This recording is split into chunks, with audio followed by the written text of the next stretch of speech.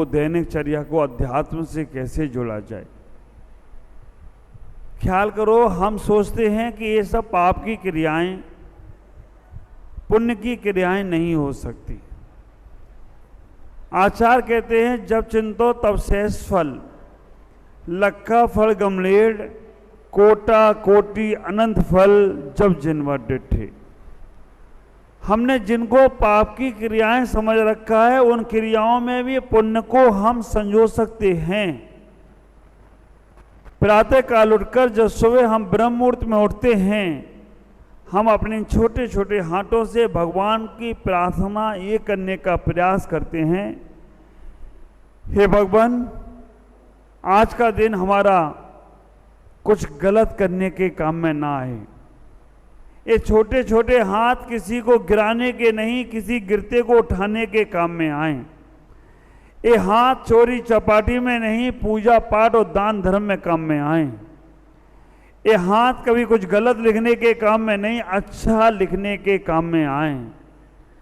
ये हाथ दूसरों की मदद में कार आए, ऐसा हम सुबह प्रातःकाल विचार करते हैं। नमोकार मंत्र तुम्हारी आदत में आ गया है। न नमो अरिहंताणम का स्वरूप मालूम, न नमो सिद्धाणम का मालूम।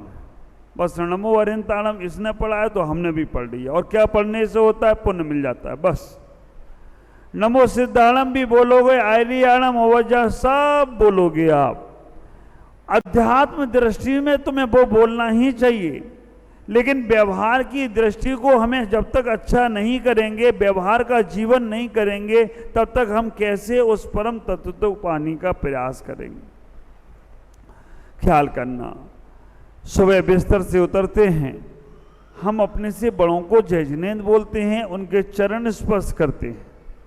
ये हमारी पुरानी पद्धति है। जब कभी भी प्रातः काल उठे रघुनाथा, मात पिता गुरु नवाऊं माथा, ऐसा रामायण में भी आया है। हमारा जैन आगम भी कहता है कि सुबह से उठकर सबसे पहले अपने माता पिता को, फिर गुरु को नमस्कार करना चाहिए। अगर तुम्हारे घर में तुम्हारे माँ बाप हैं, तुम्हारे माता पिता हैं, मैं कहूँगा स्नान करने के पहले उनके चरण स्पर्श करके आ जाना। समझ लेना तुम्हारा जीवन मंत्रों से पवित्र हो गया। सुबह हम पेट शुद्धि करने जाते हैं, सुबह हम मुख शुद्धि करने जाते हैं। इसको भी पेट शुद्धि और मुख शुद्धि को भी धर्म से जोड़ने का प्रयास करो, क्योंकि हमारे आचार्यों ने 5 प्रकार की समिति बताई। ईर्या समिति, भाषा समिति, येषणा समिति, आदान निक्षेपण समिति, निष्ठापन समिति। ख्याल करो, चलना भी धर्म है, बोलना भी धर्म है, सामान उठाना रखना भी धर्म है, भोजन करना भी धर्म है, और भोजन का विसर्जन करना भी धर्म है। लेकिन हम सोचते हैं पूजा पाठ करोगे तभी धर्म होगा। हमारी ये भूल हमें मंदिर तक सीमित कर रही है। लेकिन हमारे घर में, परिवार में भी रहकर हम धर्म ध्यान कर सकते हैं। आप स्नान को पुण्य की क्रिया मानते हो या पाप की क्रिया मानते हो? स्नान करना पुण्य है या पाप है? बोलो ना। पुण्य करना है स्नान करना पुण्य है या पाप? साधु करेगा तो पाप, और तुम नहीं करोगे तो तुम्हारे लिए पाप। आप विचार करके रखना, साधु करेगा तो स्नान तो उसके लिए पाप की क्रिया हो गई, और तुम अगर स्नान नहीं करे और मंदिर में चले गए तो तुम मंदिर में घुसते ही पाप कमाना शुरू कर दोगे। बिना स्नान के तुम मंदिर नहीं जा सकते हो। तुम कहो महाराज तुम भी तो बिना स्नान के जाते, हम भी बिना स्नान के जाएंगे। हाँ, आ जाओ बेटा मेरी लाइन में बैठ जाओ, बिना स्नान के मंदिर चले जाना। ख्याल करके रखना, श्रावक को स्नान के बिना शुद्ध नहीं होगा उसकी तन काया। रत्नात्रय पवित्र तो, जब तुम रत्नात्रय को धारण कर लोगे, तुम्हारे शरीर पे जल जाता है तो वो पवित्र नहीं होता है। लेकिन साधु के शरीर पे जल चला जाए तो वो जल गंधोदक का रूप ले ले तो कोई आश्चर्य की बात नहीं है। तुम 1000 बार स्नान करना, लेकिन तुम्हारा जल पवित्र नहीं होता है। और साधु ने एक बार अगर चरणों पे जल डाल दिया तो गंधोदक लगाती हो। कोई अंतर है? शरीर तुम्हारा और हमारा एक सा ही है, लेकिन तुम्हारा इस शरीर में कोई व्रत नहीं है, कोई नियम नहीं है, कोई संयम नहीं है, इसलिए तुम्हारे शरीर का जल पवित्र नहीं होता है। ख्याल करना। लेकिन फिर भी तुम्हें शुद्धि करना है तन की। लोग गंगा स्नान करने में सोचते हैं कि पाप नाश हो जाते हैं। गंगा स्नान से पाप नाश हो जाते हैं। अब विचार गंगा पापम शशि तापम कल्प वृक्ष अभिशापम नाशम। गंगा से पाप नाश होते हैं, चंद्रमा से ताप नाश होता है, कल्प वृक्ष के नीचे जाओ तो अभिशाप नाश होता है। लेकिन तीन लोक के नाथ के पास चले जाओ तो पाप ताप अभिशाप सब नाश हो जाए तो कोई आश्चर्य नहीं होगा। गंगा स्नान करोगे तो केवल पाप नाश होंगे। शशि के नीचे चंद्रमा के नीचे जाओगे तो ताप नाश होंगे, और कल्प वृक्ष के नीचे जाओगे तो अभिशाप नाश होंगे। लेकिन ये तीनों अगर कहीं समाप्त होते हैं तो विचार करके रखना, हमारे तीन लोक के नाथ के दर्शन करने जाना। लेकिन ऐसे ही नहीं चले जाना। गंगा स्नान करने के पहले आप विचार करके रखना। बहुत से लोग बोलते हैं हाँ मन चंगा तो, हाँ ये तो पक्का मालूम तुमको, मन चंगा तो कठौती में गंगा। ख्याल करना, अब मन चंगा है नहीं तुम्हारा तो काय की गंगा पवित्र करेगी। आप विचार करना, जिसका मन चंगा हो जाता है ना वो दिगंबर संत हो जाता है, और वो गंगा स्नान नहीं करते हैं, लेकिन गंगा भी उनके चरणों का पाद प्रक्षालन करती है। कभी आपने सोचा, उदाहरण व्यवहारिक है, आप सब लोग अपने पाप को, जो लोग भी गंगा स्नान में सोचते हैं कि पाप का नाश हो जाता है, पूरे जीव गंगा में स्नान करके पाप को नाश कराते हैं। कितनी देर गंगा में रहते होगे? 1 घंटा 2 घंटा। और उस गंगा में जो मछलियां हैं, जो गंगा में मगरमच्छ हैं, जो गंगा में जो बहुत सारे जीव हैं, वो तो हमारे ख्याल से तुमसे पहले मोक्ष जाएंगे, क्योंकि उनके तो पाप है ही नहीं एक भी, क्योंकि वो तो स्नान क्या वो इसी में है। अगर गंगा स्नान से पाप धुल जाते होते तो उन सबके पाप धुल गए होते, लेकिन बिना गंगा स्नान के पाप नहीं धुलेंगे। आजकल की जो गंगा है वो गंदी हो गई। रोज गंधोदक लगाने का प्रयास करो। क्या बोलते हो गंधोदक लगाते समय? निर्मलम निर्मली कर्णम पवित्रम पाप नाशनम। आप ख्याल करो, एक बार ये भाव लाओ, ये गंधोदक है। अब बहुत से लोग नहीं लगाते, वो कहते कि भगवान, ये भगवान के शरीर का मल उतरा हुआ है, इसको क्या लगाना। ख्याल करना, अभागे हैं वो लोग, दुर्भाग्यशाली हैं वो लोग जो भगवान के गंधोदक लगाने को ये सोचते हैं कि हमारे इनका मैल है शरीर का, इससे क्या मन में हमें लगाना। दुर्भाग्यशाली हैं वो लोग, गुरुओं के चरणों का पाद प्रक्षालन नहीं मिलता लगाने को। लेकिन दीमापुर वाले तो इतने होशियार हैं, सुबह 4:30-5 बजे से, भागचंद जी, सुबह 4:30-5 बजे से एक गंधोदक ही नहीं करते, पाद प्रक्षालन ही नहीं करते, दोनों पैर को निकाल कर साफ माथे पे रख लेते। ये दोनों पद हमें दे दो, हमें संसार का पद नहीं चाहिए, क्योंकि हमें ये 2 पद चाहिए। सुबह भी इसी से शुरुआत और शाम को भी इसी से शुरुआत। शाम की टीम अलग और सुबह की टीम अलग। ख्याल करना, मैं आपसे कहना चाहता हूं, ऐसा पवित्र शरीर करना है तो आपको स्नान जरूर करना चाहिए। स्नान करने से हमारा तन पवित्र होता है, और जब स्नान करने के बाद जब हम मंदिर में आते हैं तो हमारा मन पवित्र होता है, और जब हम मंदिर में आने के बाद व्रत नियम संयम लेने का भाव बनाते हैं तो हमारी आत्मा भी पवित्र हो जाए तो कोई आश्चर्य की बात नहीं होगी। पहले तन शुद्धि, फिर मन शुद्धि, फिर आत्मा की शुद्धि। कितने प्रकार का स्नान है, ख्याल करो। तुम्हारा स्नान कैसे पुण्य में परिवर्तित होगा? आचार्यों ने कहा 5 प्रकार का स्नान होता है। 5 प्रकार का स्नान कौन कौन सा? ठंडे पानी से नहाना, गर्म पानी से नहाना, खुनखुने पानी से नहाना, थोड़ा सा सेंट वेंट मिला के नहाना। अच्छा, आपका सर बता रहा है ये नहीं है, तो समझ में आ रहा है कि आपको समझ में आता है। 5 प्रकार का स्नान के लिए आचार्य कहते हैं, आचार्य ने एक श्लोक बताया कि श्रावक कौन सा स्नान करता है और साधु भी कभी स्नान करे तो कौन सा करता है। तो अध्याय नंबर 20 पेज नंबर 181। पाद जानो कटिगिब्रा सिरा पर्यंत संशयम स्नान पंचविधम गेया यथा दोषम शरीरणम।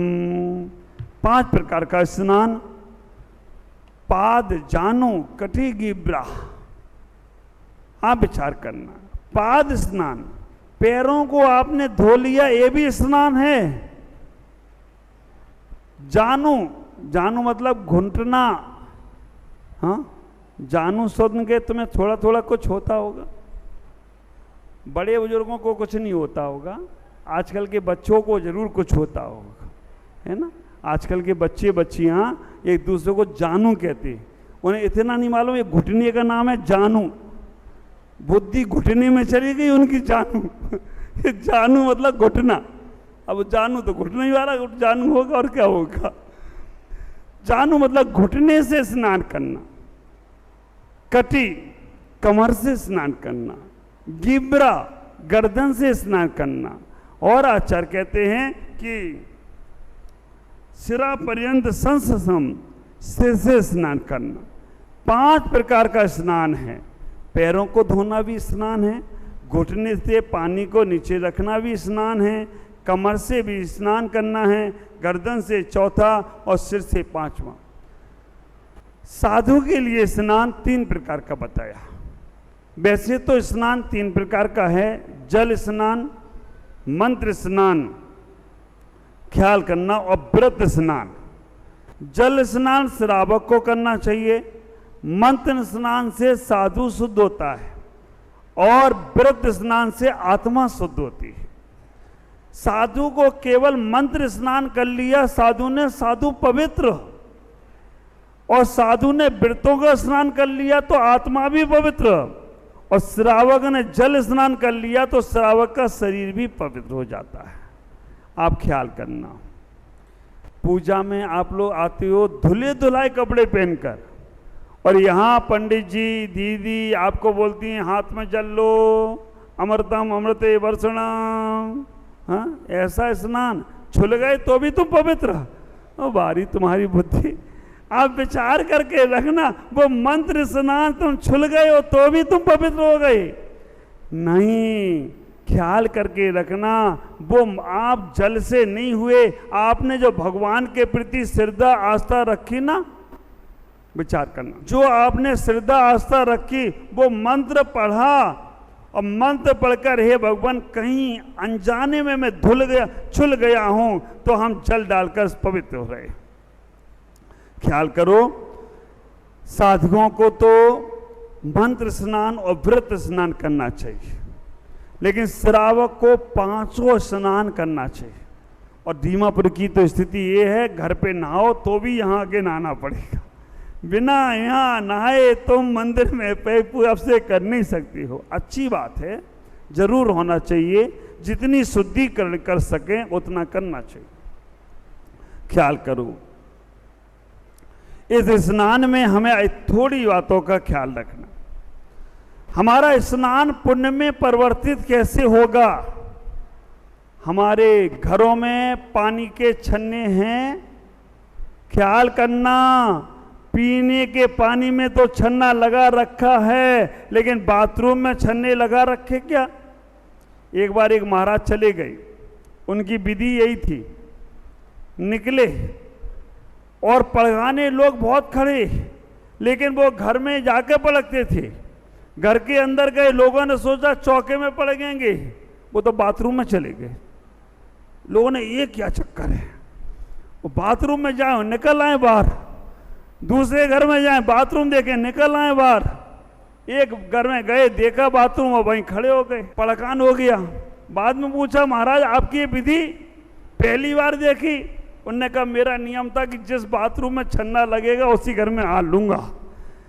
आप विचार करना, जिस घर में बाथरूम में छन्ना होगा उसी घर में हाथ लूंगा, बाकी के नहीं लूंगा। अगले दिन देखा गया हर बाथरूम में छन्ना, काम हो गया। एक को सबक दिया, दूसरे दिन से सब बाथरूमों में छन्ना। विचार करो, अगर आप अनछने पानी से नहा रहे हो, मंदिर आकर जितना पुण्य नहीं कमाया उससे ज्यादा पाप तुमने घर में कमा लिया। हमारे घर के बाथरूम में छन्ने होना चाहिए। ये एक क्रिया उस पवित्र भावनाओं की है, पुण्य की है। हमारे जीवन में 24 घंटे धर्म ध्यान मंदिर में ही नहीं, तुम्हारे घरों में भी हो रहा है। बाथरूम में नल में तो छन्ना लगा लेते हो। अब तुम्हारी आदतें इतनी खराब हो गई, आदतें भी खराब और पैसा भी ज्यादा, तो घर में क्या लगाते हो? सांवर, ऐसा ऐसा झरने वाला लगा लेते हो, इधर से भी पानी इधर से भी पानी, बीच में खड़े हो जाओ, सब नबजा आगे वापस आ जाओगे। अब कहोगे महाराज तुम्हें कैसे मालूम? सब आप ही लोग बताते हो। महाराज मेरे घर में ऐसा सावर लगा है, ऐसा संगीत के साथ। अब सावर में तो तुम छन्ना लगाते नहीं हो, कैसे तुम? अब उसमें छन्ना लगा के देखना, कल तुम कहोगे बाबा यार नल के पानी से नहा लो, इस सावर में तो पानी नहीं आ रहा है। कितना, एक बार सोचना, मैं तो सोच दे रहा हूं, करना तो तुम्हें वही है जो करना है। सावर के पानी से नहाते हो और उनसे कैसे तुम्हारा पानी छनेगा, गीजर का पानी नहीं। एक उदाहरण यहाँ का ही, मैं जा रहा था, एक दादाजी बाल्टी लेके आ रहे थे मंदिर में, इस घर में से। हाँ, कौन थे वो? हनुमान जी काला। मैंने कहा क्या ले जा रहे हो? बोले पानी। मैंने क्या शायद भगवान का अभिषेक का जल घर से ले जा रहे हो? मैंने पूछा भगवान का जल? नहीं, मेरा ही अपना अभिषेक करूंगा महाराज। मैंने कैसे? मैं वहाँ का गीजर का पानी प्रयोग नहीं करता हूँ। गीजर के पानी में सारे जीव मर जाते हैं महाराज। उस पानी से स्नान करके जाऊं भी तो शुद्ध तो नहीं हो पाऊंगा, इसलिए मैं घर से पानी ले जाता हूँ। एक बार उनके लिए जोरदार तालियां बजाओ जो ये सावधानी रख रहे हैं। घर से पानी प्रैक्टिकल। हम तो उस दिन गए थे ये देखने के लिए, कौशल का घर वहीं से पास में था। कहाँ गया कौशल? हाँ, आप विचार करके रखना, हमें इतनी सावधानी रखना पड़ेगी। अगर हमें अपने जैन धर्म को अगर 24 घंटे धर्म की भावनाएं भाना है, हॉस्पिटल देखने गए तो रास्ते में मिल गई। जिन घरों में सावर लगे हैं, जिन घरों में गीजर लगे हैं, ये मत सोचना तुम बहुत बड़े धर्मात्मा हो गए हो। ये सोचना अभी तुम बस जैन धर्म में, जैन कुल में जन्म लियो, नाम के जैन हो गए। उसी से स्नान करके अपने आप को संभालो तो तुम्हारे जीवन की व्यवस्था बनेगी। स्नान भी धर्म ध्यान में कारण बने तो कोई आश्चर्य की बात नहीं होगी। आज इतना ही। ओम नमः जय गुरुदेव।